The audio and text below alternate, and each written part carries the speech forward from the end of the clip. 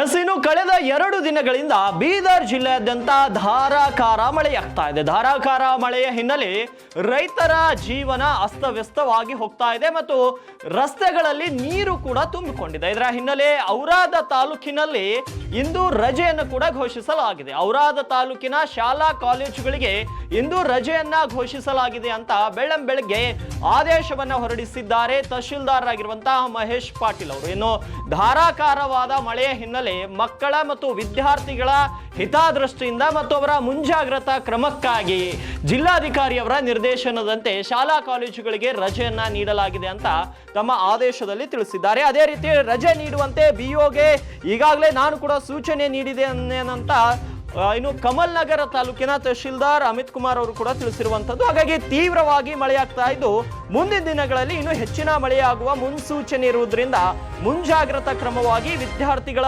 ಹಿತದೃಷ್ಟಿಯಿಂದ ಜಿಲ್ಲಾಧಿಕಾರಿಗಳ ನಿರ್ದೇಶನದ ಮೇರೆಗೆ ಶಾಲಾ ಕಾಲೇಜುಗಳಿಗೆ ರಜೆಯನ್ನು ಘೋಷಿಸಲಾಗಿದೆ. ಸದರಿ ಏನು ಇವತ್ತು ರಜೆ ದಿನ ನಡೆಯಬೇಕಿದ್ದಂತ ಪಾಠ ಪ್ರವಚನಗಳನ್ನ ಮುಂದಿನ ದಿನಗಳಲ್ಲಿ ನಡೆಸಿ ಹೊಂದಾಣಿಕೆ ಮಾಡಿಕೊಳ್ಬೇಕು ಅಂತ ಸೋಮವಾರ ಬೆಳಗ್ಗೆ ಹೊರಡಿಸಿದಂತ ಆದೇಶದಲ್ಲಿ ತಿಳಿಸಿದ್ದಾರೆ. ಅದೇ ರೀತಿ ಕಮಲ್ ನಗರ್ ತಾಲೂಕಿನಲ್ಲಿಯೂ ಕೂಡ ಮಳೆ ಪ್ರಮಾಣ ಹೆಚ್ಚಿದ್ದು ಅಲ್ಲಿನ ಶಾಲೆಗಳಿಗೆ ರಜೆ ಘೋಷಿಸುವಂತೆ ಕ್ಷೇತ್ರ ಶಿಕ್ಷಣಾಧಿಕಾರಿಗಳಿಗೆ ತಿಳಿಸಿದ್ದೇನೆ ಅಂತ ಕಮಲ್ ನಗರ್ ತಹಶೀಲ್ದಾರ್ ಆಗಿರುವಂತಹ ಅಮಿತ್ ಕುಲಕರ್ಣಿ ಅವರು ಕೂಡ ಈಗಾಗಲೇ ವಾಹಿನಿಗೆ ತಿಳಿಸಿರುವಂತದ್ದು.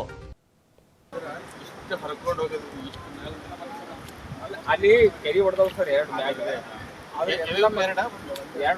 ಅದು ಮಹಾರಾಷ್ಟ್ರ ಮತ್ತೆ ಗೋಲ್ಕಿ ಮ್ಯಾಗ್ ಒಂದು ಇಲ್ಲ ಸರ್, ಇದು ಗೋಲ್ಕಿ ಕೆಳಗಿದ್ದೀವಿ ಸರ್, ಇದೊಂದು ಗೋಲ್ಕಿ ಮ್ಯಾಗ್ ಇದೆ ಸರ್. ಅಲ್ಲಿ 2 kg ಅದು ಗೋಲ್ಕಿ ಮ್ಯಾಗ್ ಅದು ಹಂಗರ್ಗ ಇದು ಎಲ್ಲಿ ಇದು ಅಲ್ಲ ಅಲ್ಲಿ